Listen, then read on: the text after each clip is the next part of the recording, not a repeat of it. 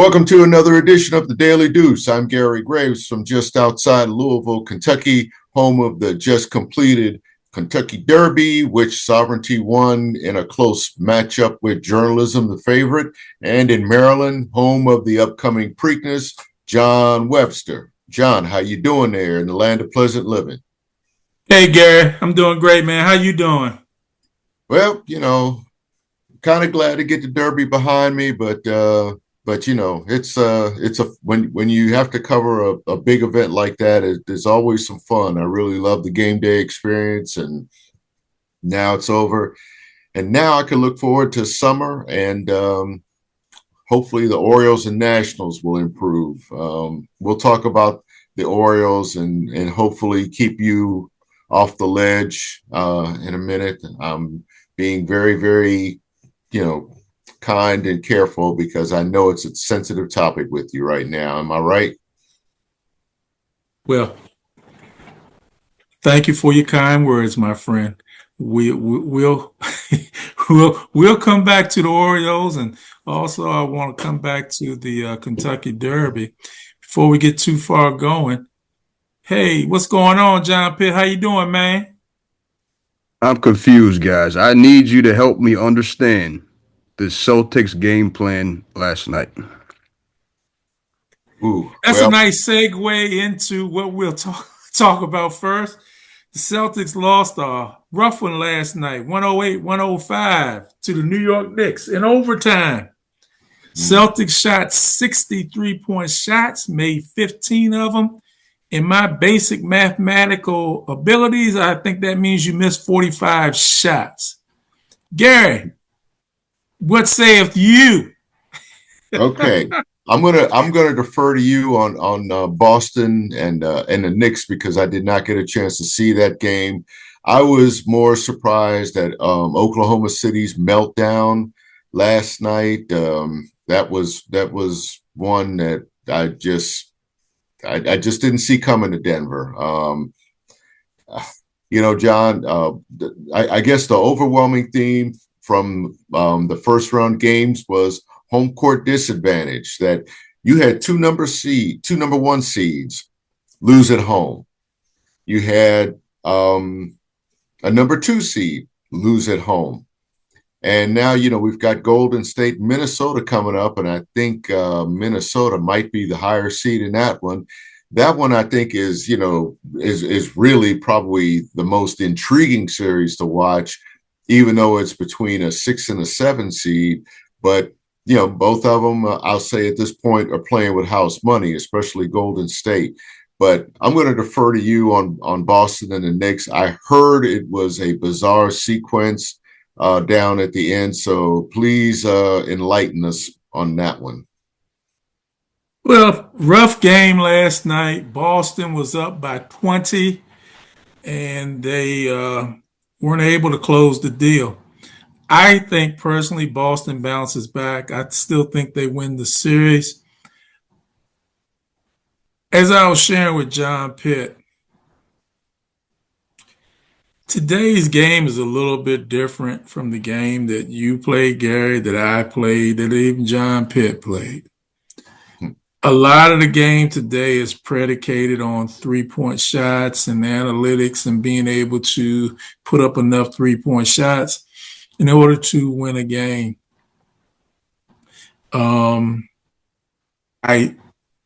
My personal opinion, I'm not saying Boston needs to change their style. That's what got them where they are. That's what helped them win a championship last year. But what I will say is maybe you pull back on some of the three-point attempts that you took. Maybe you look at dropping that ball in the paint and trying to do some work down there and get it to Horford or what have you. I think, like I said, it was a rough loss. I still think Boston is a better team. I think they'll win the series. Porzingis is out last night. I'm not sure how long he'll be out. But the bigger thing is they got Drew Holiday back. I think Holiday is more important to this series than Porzingis. I think they need a presence like Holiday and Derek White playing those guard positions that have an effect on Brunson and Mikal Bridges. And I think they will. I think they will make up the necessary adjustments. I think Jaylen Brown will not go 1 for 10 again, shooting 3-point shots. Jason Tatum, I think he had 24 last night, but the whole team was not shooting well. So I think the necessary adjustments will be made. Keep in mind what I'm saying, Gary. I'm not saying you stop shooting threes. I'm not saying you change your entire concept. What I am saying, you make some adjustments to maybe where you could shoot this three. Maybe you could go in a little bit closer and take that ball to the hole or look for another shot on the elbow. That's what I will say. But in the end, Celtics will win. Celtics will take the series, either in 5 or 6 games. Yeah. I agree with you. I think with all 3 top seeded teams that they will bounce back in game 2 because they have to be embarrassed by game 1. And as you said with the Celtics, again, 63 pointers makes you very, very predictable. And if you're the Knicks, I'll say this. If you're the Boston Celtics, you figure you lose by 3 despite missing 45 3-pointers.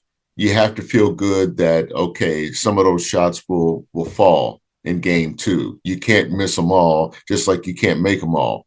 At the same time, there's nothing wrong with racking up a bunch of 2s, and that's the complaint we've always had about today's NBA, as opposed to, when we played, and that, 2-pointers before 3-pointers really became a thing, that we tried to get the best shots possible as close to the basket as possible. And that's what Boston has to remember, that when you've got size, when you've got a Jaylen Brown, even if you have like an Al Horford, coming off the bench, those shots still fall, they still matter. And yes, I think getting Porzingis back at some point will help them closer to the basket. Drew Holiday, I agree with you, is the key to that series. But I'm going to kind of credit the Knicks for really, really taking a game, to them and really pressing them on their home floor, because I don't know whether the Knicks, I don't know whether to call them another team that's playing with house money, but the way that they won that first round series, when they got pushed, when they got really challenged by a physical team, I think that's something that they carried over to this. Boston is coming off of, like you say, much easier first round series. And I think, the Knicks kind of, despite falling behind by 22, they just kept at it, knowing that, something was going to fall for them and that they were going to, keep pushing. And I'm basing this, more off of what I've read and just seeing some highlights. So I agree with you on Boston. The game that I watched and the game that you all probably fell asleep on was Oklahoma City and Denver. That was another game that it was a winnable game for OKC, but just really being outshot, I think, or outscored something like, what was it, 16-3 or something down the stretch.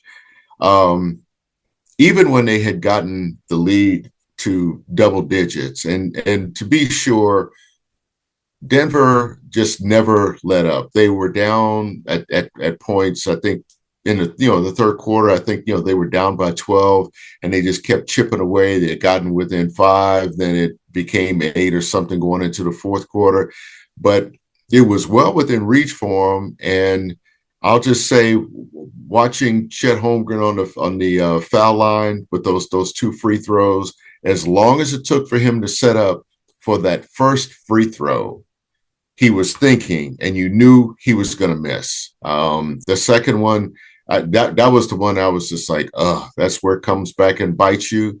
And what happened at the other end? Aaron Gordon, nails a big 3 to win the game for him, and just absolutely stuns him. And you have to give Denver credit for how they really spread the ball around and really got the ball in the right hands, and especially Aaron Gordon, who I think this is his second playoff game where, he's had some heroics. So, if you're OKC, you can't tighten up down the stretch. And you also have to remember, there's a two-time MVP on that other squad and a three-point threat and a good supporting cast, including one Russell Westbrook. Yeah, good game last night. OKC was controlling the game the entire night from what I watched it, and they should have won the game. It's unfortunate. Couldn't convert that free throw at the end. Really rough. The thing that concerns me with this, OKC is younger than Boston. I hope I'm wrong, but I'm not sure how they will bounce back from this, because that was a absolute gut punch to lose the way they did last night. You got younger guys there with Shea Gilgeous-Alexander, Chad Holmgren, and that group, Dort. And who else they got on there? Alex Caruso. It's a younger team. So I'm not sure. I hope they bounce back because I want them to win the series. But that's a rough way to lose, Gary. That's really rough. And this will be part of their maturation process. It's like last year they lost to Dallas. So hopefully they can move forward from this and grow from this and continue to move forward. But when you have a team like Denver, you control the whole game. You got to close it out. You can't leave. You left the door open now, and now you've given home court advantage to Denver. And going to Denver on their home court, in my opinion, is a little bit different than any other team's home court because that's in a mile high. That's a different altitude, and they can play with your stamina. So we'll see how that works out, man. But rough way to lose last night. Now, the series that shouldn't surprise you because of how Indiana's playing, Indiana and Cleveland. That was one that, again, I'm not surprised that Indiana won. I mean, it was yet another close game, but Indiana pretty much dictated the tempo. They were knocking down shots. Cleveland, I don't know whether it was just rust from that first round series, but I think from when we talked last about it, that I felt like Indiana is a team that's really playing well at the right time of year. They've got confidence. They know how to control a tempo. They've got scores. We talk about Tyrese Halliburton, and I mean, he's the one that makes them go, and he was definitely a key to getting them started last night. And it really knocked Cleveland back on its heels and forced them to react. They came back, but of course, they moved the ball around, got the ball in the right hands again, and really won a tough game. I think for Cleveland, the worst matchup for them is Indiana. Indiana plays just like them and probably plays their game better than they do. Indiana's tough when you got them in the open court, and you got Nembhard, who in the regular season shoots like 29% from 3-point land, but in the playoffs he hits 57%. You got Halliburton, who is just an unbelievable player, so he's going to do a really great job. You have CJ McDonald, who plays really well coming off the bench, and Turner does a really good job as an aircraft carrier in the middle. I just think Indiana is just really, really tough. They got Obi Toppin. He does stuff, and Siakam is a 3, or he can even play the 4 that can open the floor up. I just think Indiana's a good team. I just think it's a really rough matchup for Cleveland. And honestly, Gary, I think Indiana takes them in 6 games. I think Indiana wins the series in 6 games, man. What do you think? Well, I still like Cleveland in 7. I mean, I really thought that I've always thought that this was going to be a series where they would steal a game on the other team's court. I didn't expect. Well, no, I'm sorry. I'm about to contradict myself. What I was trying to say is that I'm not surprised by last night's game with Indiana. The thing I was just really surprised at is just how Cleveland just seemed to be playing Indiana's game, playing at its pace. Having said that, I do think Cleveland can steal one in Indiana. Another tough environment, and I felt like if Indiana won game one like they did, that would kind of wake up Cleveland, because Cleveland is one of those teams that we've seen all year. With Donovan Mitchell, they can he makes them go. He is. They're a high-scoring team. They're a high-paced team. They're a fast-paced team. But Indiana really took them out of their game, and I think that's what Cleveland has to adjust to in game two, or else they could be home in a couple of weeks. Watching the conference finals, but Indiana might be the most dangerous team out there right now. I truly believe, but I do think that Cleveland is good enough to win on Indiana's home floor, if for no other reason is that familiarity breeds contempt, as they say. And that regular season record, I think it was like they lost 4 out of 5 meetings, that some things have to reverse, and some things can reverse, because Indiana's been known to take their eye off the ball at times too. So that's what I hope. That's what Cleveland hopes has got to happen. They got to make it happen. Well, we'll see, man. One other series, it's going to be interesting. Golden State and Minnesota. Golden State won a tough Game 7 against Houston. Minnesota took out the Lakers in 5. First game is in Minnesota. I don't know, Gary. What do you think, man? This is a tough one. I like Minnesota in 6 in this series. I think solely because of Ant-Man and his supporting cast, and just how the way that they beat the Lakers, they dictated the tempo. They knocked them on their heels. They punched them in the mouth, so to speak.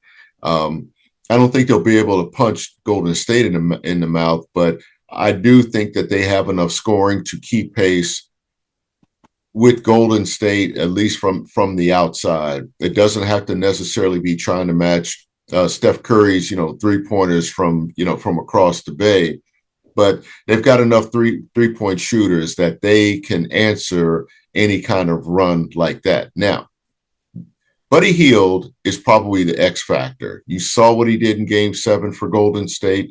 That's the guy that you cannot, you can't leave him alone. And I was telling a friend yesterday that one of the things about Buddy Hield is that we have quickly gone from talking about him as a former, I think, National Player of the Year, former high round draft choice, who I don't think he's had necessarily the most distinguishable NBA career. He's been solid, but now you're looking at him as that clutch guy that they feel like they can go to, because just think, I think it was one game that they lost in the first series where he got the final shot, which says a whole lot about their faith in him to do that. And I would suggest that with Buddy Hield, that he might be the guy to fill Steph's shoes as the go-to when Steph, leaves the league, or decides he's going to defer to some of these younger guys, because there's one guy whose name I can't pronounce. I just forgot it. But this Potasemi. Yeah, what you said, close to what you said, and maybe what I said. Yeah. But you could. I feel like the torch, in essence, is slowly being passed to a guy like Buddy Hield, who's proven, again, he could knock down those kind of shots. But I still like Minnesota because, Ant-Man, Anthony Edwards is, I'll say he's on another level right now. Something about that series, that Lakers series, brought out that kind of fierceness in him that we saw last year. Let's not forget, but that was the team that went to the Western Conference Finals, and even though they've traded, the trade seems to have benefited the Timberwolves and the New York Knicks. And they've got Julius Randle, who isn't necessarily an aircraft carrier. I think he can be a destroyer, and that's the kind of thing that you have inside. But the way that Anthony Edwards takes charge of games when he needs to, I think, is the most impressive thing about Minnesota. It is truly his team, and he's putting his stamp on at times that they need it. All great points, Gary. I think this is going to be a 7-game series. I think another interesting aspect to this series is going to be Rudy Gobert. Minnesota is going to have to make a decision. Gobert is a tremendous rim protector, but Golden State is going to try to put him in a mixer and have him in pick and rolls. That's not one of Rudy Gobert's strong points, trying to defend the pick and roll. A lot of big men, it's not their strong point, trying to be out there chasing a 6'1", 6'2", 6'3" guard. I think that's what Golden State is going to try to do. Remains to be seen how Minnesota counteracts that. So we'll see. But I think this is going to be a 7-game series, going to be a lot of fun. And I'll say Golden State in 7. Last series, I was glad to be wrong. I thought after they lost Game 5 to Houston, I thought Houston would get them in 7. Houston was not able to do that, and I'm so glad I was wrong. Mm-hmm. So yeah. I'll say this as we get ready to move on to Major League Baseball, Gary. I'll just say I'll go with Golden State, and we'll see what happens, man.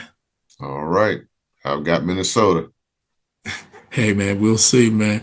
And what a way to go to the next subject. You say you have Minnesota, and guess where the Orioles are playing starting today? They're playing in Minnesota against the Twins. So as we move forward on a 3-game series with the Orioles are still the same place they were last week. They are still in last place. They are still struggling. They are still not finding consistent pitching. They are still not finding consistent hitting. I could go on, but I will not. I just hope that they're able to find some consistent hitting and consistent pitching. I still believe the troubles that the Orioles are having is related to the pitching. I think if you can get some consistent pitching, the hitting will come around.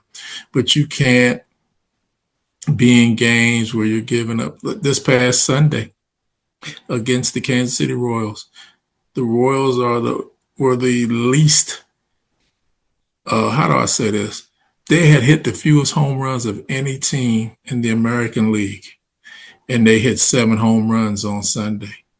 So the Orioles have to find a way to tighten up pitching, tighten up giving up those taters, those long balls, and then we go from there. Still, I don't want to use it as an excuse. We all know they have 8 pitchers on injured reserve. They have 4 players, another 4 who are on injured reserve, who are infielders or outfielders. The latest being Ramon Urias. Ramon Urias now went on Sunday on injury reserve with a pulled hamstring. Ramon Urias is a very good fielder and a very good hitter, but he is also as slow as an ice truck. How does he pull a hamstring? I don't know. I just don't know. When you run a race and you're always going to be in last because of your speed, I don't know how you pull a hamstring. But like I said, it still hurts because he is a tremendous fielder and a tremendous hitter. I really like him. I hope he's back soon. They're saying maybe in 10 days he'll be back. I hope so, Gary, because they got problems. Yeah, but as dire as it looks for the Orioles right now, health wise and really, hitting wise and pitching wise, they're only 5 games back. It's early May. You have to think they're going to get healthier. And at some point that, once they get healthy and get a rhythm, that they might start chipping into it, because that whole division for kind of the same reasons, injuries, the Yankees haven't exactly gotten consistent pitching either, but they're a team and they've lost 3 in a row, but they're still the Yankees, and there's enough hitting there to offset that. That's what I'd like to see from the Orioles, just more run production. And I mean, you're talking about, I want to say it's like a 50-run deficit, to the opposition. I think 55 even, as I look at the standings. That's telling to me that's not so much about pitching, but with all of these all-stars that they have on this roster, they really got to start hitting the ball. And John, you've been to games at Camden Yards to know that a team like that should know its home park very, very well. They just got to start getting that ball out of there. Would you agree? I agree. Sunday was a rather humid day, so that ball was flying out of Camden Yards. The Orioles had 4 home runs. There were 11 home runs hit on Sunday. Mm-hmm. So they do. Biggest thing is you only can play with what you got, and what you got has to play better. That's what it comes down to, Gary, and hopefully that's going to happen real soon. They got to find a way to get out of this, but we'll see. Yeah. Hey, give me a. You started a little bit earlier. Give me a quick wrap up on the Kentucky Derby. Sovereignty beat journalism. Tell us about that, man. Well, journalism looked like, when he came to the top of the stretch, journalism looked like he was going to fulfill expectations as the favorite. He's out there, but here comes Sovereignty on the outside and then to the inside, and it was a 2-horse race, and he passed him and won by a length and a half. And I think really the takeaway from that is we found out that Sovereignty is a better closer than we thought. Of course, he was the third choice, but in the muck we found out that he can, he's a mudder. He can run in the mud, but he's an even better closer because his last 2 furlongs in the mud, there are markers for distance on there, but really I'll just say from the stretch on, he really turned it on, and it was almost like he was on a fast, dry track, which says something about the kind of closer he is, and that really his first test on a muddy surface, he passed it. The question now is, does he go to Baltimore for the Preakness? Because of the 2-week turnaround, a lot of trainers and, of course, the owners of these expensive horses are very leery to do that turnaround because most of them are used to, say, 4 to 6 weeks or something between races. They don't race like they used to, and you can insert your own joke. I do know that journalism's trainer indicated that he will go to Baltimore because I feel like, of course, he's got to atone for a race that was winnable that he lost by a length and a half. I think he wants to prove, journalism wants to prove that he can win a Triple Crown race. This is why he was the favorite going in, and at a shorter distance at Pimlico, he's a good sprinter. The horse that, if he goes to Baltimore, Baeza, the third place horse, actually, let me retract that, because Baeza, I don't think is going to go to Baltimore, even though he came from the back to finish third. And I feel like if that was maybe a longer race, like a mile and a half, like Belmont used to be, probably would have beaten both of those horses. But yeah, his trainer indicated he's probably going to go back to California and skip the Preakness, maybe set his sights on the Belmont. And that's the race everybody needs to look at to see, one, whether Sovereignty was, just that victory was a one-off in the biggest race of his life, even, or whether journalism really is the horse that can win a stakes race like that, much like he did during Derby prep season. So I think really the biggest question now is who goes to Baltimore and how interesting can that be in setting up the Belmont? Because keep in mind that Todd Pletcher's horse, Grande, was scratched. One of Bob Baffert's two horses scratched. So maybe they take those horses to Baltimore and try to shake things up. That one again is more of a sprint than the Derby. And I think that might be one of the most competitive races, just because I think, again, you're going to have a lot of quick pace setters, and you want to see what horses can hang in there and close, if not get out to the lead and hold it. Well, Gary, I appreciate you bringing us up to date on that Kentucky Derby, man. Go ahead and take us home, man. Well, let's see. What do we got coming up? Okay, we've talked about the NBA playoffs. At some point, we will talk about the NHL playoffs, which have moved into the second round, and our Washington Capitals have advanced. They'll be facing the Carolina, Hurricanes later on today as we tape this. I'll just say the Capitals, they're starting to have that Stanley Cup look that I really didn't expect. And, of course, I think a lot of that has to do with Ovechkin's record chase. But, there's that to watch. Look out next week for the PGA Championship. Scotty Scheffler, who's coming off a 31 strokes under par victory in Texas. He heads there. He's still the best golfer in the world.